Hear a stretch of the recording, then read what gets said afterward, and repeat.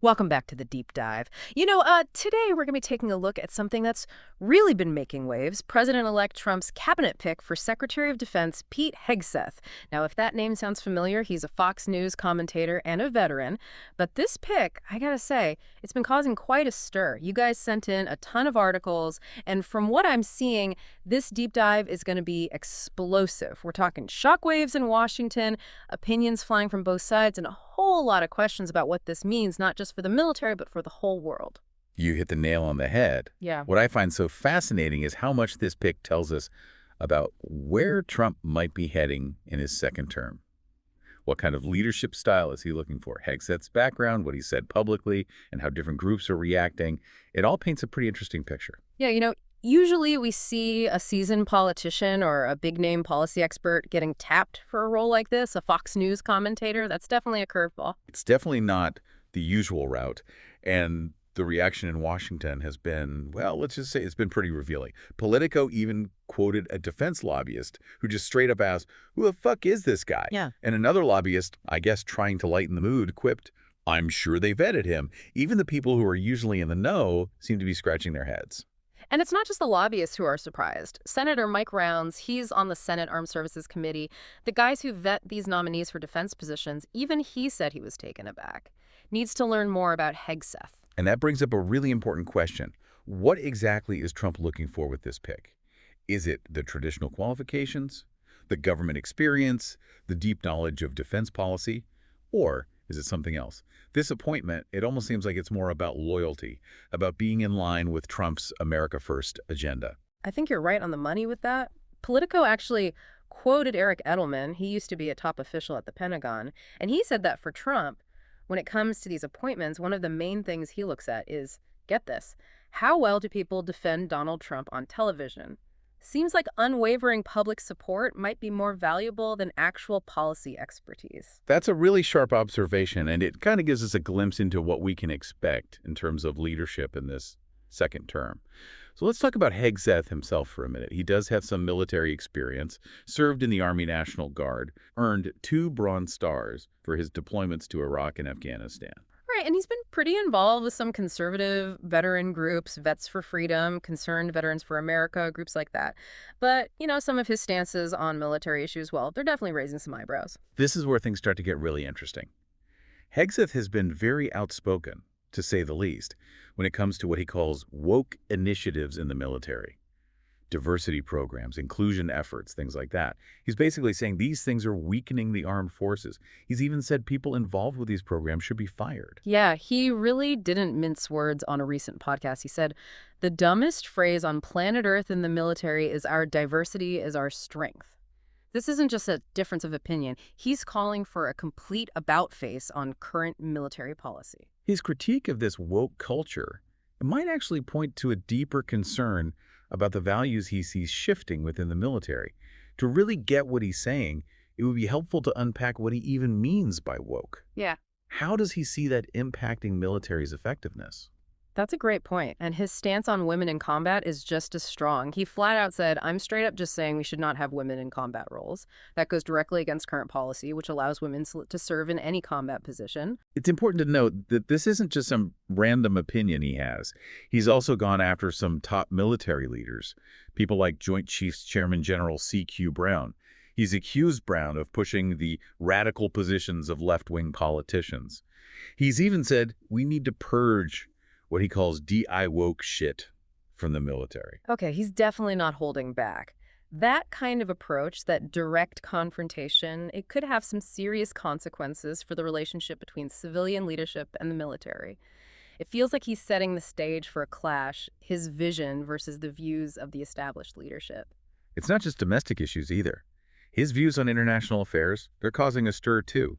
He's worried about NATO allies, thinks they're not pulling their weight, not contributing enough to their own defense. Which, aligns with some of the things Trump has said about NATO in the past. Makes you wonder how the U.S. might approach its alliances under Hegseth.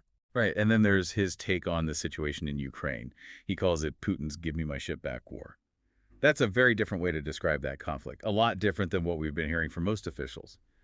Sounds like he might be more sympathetic to Putin's motives. Could this mean a change in how the U.S. deals with Russia?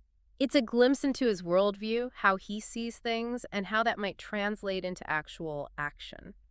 So, with all these strong opinions, these potential policy changes, let's look at how different groups are reacting to this nomination, starting with veteran groups. Yeah, and the responses from veteran groups have been pretty strong. Some of the leaders are straight up condemning this appointment. Paul Rakoff, he's the founder of Independent Veterans of America. He didn't hold back at all. He called Hegseth undoubtedly the least qualified nominee for SecDef in American history, Yeah. and the most overtly political. He even said, "Brace yourself, America." Kind of dramatic, but it definitely paints a picture. Yeah, it does. Rakoff's statement, it reflects a bigger worry among some veterans groups, a feeling that Hegseth is too focused on ideology, on politics. They don't think he has the experience, the temperament to lead the Department of Defense. It makes you wonder how his leadership would affect morale, the unity within the military. That's a big concern. And what about the lawmakers? How are they reacting? It's been a mixed bag so far. Some are cautiously optimistic, others are really worried. Okay, I can see that. Representative Adam Smith, he's the top Democrat in the House Armed Services Committee, he expressed some concern about Hegseth's lack of experience, especially when it comes to navigating defense policy, international relations, all that. He even said, "I confess I didn't know who he was until 20 minutes ago." Not exactly a ringing endorsement. Not a great first impression. That lack of familiarity, that could be a real obstacle for Hegseth, especially when it comes to building relationships with allies, dealing with the balance of power in the world. It's a complicated game. It is, and it takes a lot of finesse. But, there are some who see Hegseth's lack of traditional experience as a good thing. GOP Representative Mike Waltz, he's going to be Trump's national security advisor. He actually thinks Hegseth is the perfect guy to bring some much-needed change to the Pentagon. He sees Hegseth's outsider status as a plus, thinks it'll let him challenge the way things are done, make some real changes. That's an interesting dynamic, right? Is Hegseth going to be a disruptor, someone who can shake things up for the better? Or will his lack of experience and, let's face it, his potentially divisive views end up making things worse? It's a tough call. It is. It's a question that has a lot of experts weighing into. A lot of them are worried about Hegseth's qualifications. They're also concerned about the potential for the Department of Defense becoming even more political. I can see why they'd be worried about that. Max Bergman, he was an official in the Obama administration, he put it pretty bluntly. He said, "Shocking is sort of an understatement when it comes to that appointment for Secretary of Defense. This is why you want the Senate to carefully scrutinize nominations to ensure this person is, in fact, qualified." Yeah, that's a pretty strong statement. It really does make you wonder, is the Senate really going to do their homework on this guy? Especially with so much on the line. This isn't just some political game. This is about the future of the U.S. military, the lives of the people who serve. No doubt about it. It's a massive responsibility. So let's shift gears a little bit and dive into what could actually happen if Hegseth gets confirmed. What does this mean for the military itself? What about U.S. foreign policy? And that balance between civilian control and military expertise, that's a big one. Well, if we look at what he's said, what he's done in the past, it seems pretty likely that he's going to prioritize, what he calls restoring traditional values in the military. He's made it clear that he wants to get rid of what he sees as this woke ideology. We could see big changes in diversity programs, inclusion efforts, maybe even military leaders who don't agree with him getting pushed out. That would be a major shakeup. How would that affect morale, the sense of unity within the ranks? And what about attracting new recruits? That's a huge concern. A strong military, it needs to attract all kinds of people with different skills, different perspectives. If people start to feel like certain groups aren't welcome, aren't valued, that's a problem.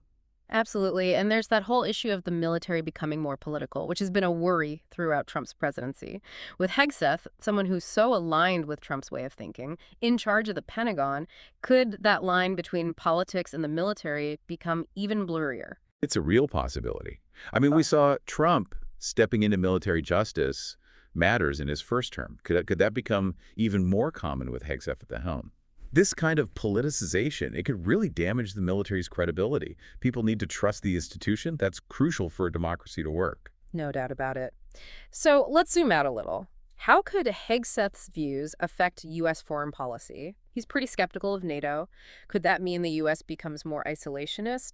What would that do to our allies, the ones who depend on us for their security? Well, his stance on NATO, It definitely fits in with that America First idea that's been a big part of Trump's foreign policy. It could mean we move away from working with other countries and focus more on going it alone, even if it means upsetting our longtime partners. Interesting. And then there's his views on China and Russia. He seems pretty hawkish on China, but more sympathetic towards Russia. Could that lead to some major changes in U.S. priorities globally? It's definitely possible. If he puts his views into action, we might see the U.S. taking a more aggressive stance towards China, maybe even increasing tensions, the risk of conflict.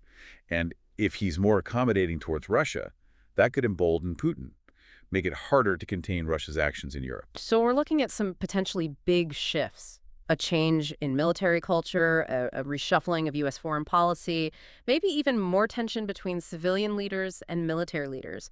That's a lot of unknowns, a lot of potential for things to go wrong. It is, and it brings us back to that relationship between civilian leaders and the military. We've talked about Trump getting involved in military matters. Hegseth has also criticized high-ranking generals in the past. Could that mean he's even more willing to challenge the military establishment? It could make things pretty tense between the Pentagon and the experienced military leaders who actually have to carry out the orders. It almost sounds like we're headed for a culture clash. On one side, you have Hegseth, coming from the world of media, political commentary, where people express strong opinions, sometimes in a very divisive way. On the other side, you have the military with its tradition of discipline, hierarchy, respect for authority. How did those two worlds mesh? That's a fascinating question. I mean, think about it. His background in media, it could really influence how he approaches the job. Huh. He might be more likely to use public platforms, press conferences, social media, to push his agenda, to control the narrative about the military. He's definitely comfortable in the spotlight. And he doesn't hold back. The press conferences could be interesting. I wonder how the media will cover him at the Pentagon. I'm curious about that too. His media savvy could be an advantage. It could help him connect with the public, get people on board with his policies, but it could also make him a target, especially from news outlets that are critical of Trump. I think we can expect some pretty heated debates about the direction of the military under his leadership. So this appointment, it's a real mixed bag. It could bring some fresh ideas, a willingness to shake things up. But then there's his lack of experience, his controversial views, the potential for upsetting that balance between civilian and military leadership. It all raises some serious questions about U.S. national security. That's why this nomination is causing so much discussion, so much debate. It's not just about one guy, one job. It's about the core principles of American democracy, the role of the military in a free society. It's a conversation we need to have as a country, and it's a conversation we'll keep having here on the Deep Dive. And speaking of conversations, there's one more piece of this that I think we should talk about. The role of the media. We've talked about how Hegseth's media background might affect how he does the job. But what about the media in general? How will they cover him at the Pentagon? We know Trump doesn't have the best relationship with the press. And Hegseth comes from Fox News, a network that's been both praised and criticized for its coverage of Trump. It's a complicated situation. It really is. Yeah. It'll be interesting to see how it all plays out. The media has a responsibility to hold people in power accountable, and that includes the Secretary of Defense. But they also need to be fair, balanced. They can't just become mouthpieces for one side or the other. We'll definitely be watching to see how they handle this. But for now, let's bring it back to the big picture. What does this all mean for the future of the U.S. military, its place in the world? With Hegseth in charge, we could see a big shift in priorities. Maybe a more assertive approach to global affairs, maybe even confrontational. That could have major consequences for global stability, our alliances, how the U.S. projects its power. It's a lot to think about. It really is, and I bet our listeners are wondering what this means for them, for everyday Americans. How will these changes affect their lives? It's easy to get lost in the big picture stuff, global strategy, military policy, all that. But we got to remember these decisions, they affect real people, real lives. Yeah, that's a good point. It's easy to forget about the human side of things. Exactly. For the people actually serving in the military, a change at the top, it can mean a lot of things. New training, different deployment schedules, even changes in how they get promoted. Right, and for their families, all this uncertainty, it can be really tough. Absolutely. And it's not just about the policies themselves, it's the ripple effects, how those changes affect everyone connected to the military. And we can't forget about the average American, the folks who aren't directly involved in the military. A change in foreign policy, especially if we become more isolationist or start taking a more aggressive approach, that could impact everything. Trade deals, prices at the store, you name it. And let's be real, it could increase the chances of conflict, which would affect all of us, no doubt about it. So this isn't just some Washington story, something happening far away. It's something that hits close to home for everyone. Definitely.